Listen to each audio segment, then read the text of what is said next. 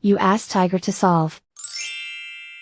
This deals with linear equations with one unknown. The final result is c equals 7. Let's solve it step by step. Group all constants on the right side of the equation. Add 3 to both sides. Simplify the arithmetic.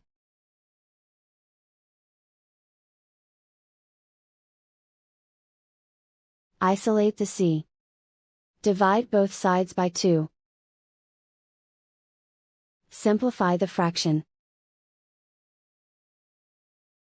Find the greatest common factor of the numerator and denominator. Factor out and cancel the greatest common factor. And so the final result is c equals 7.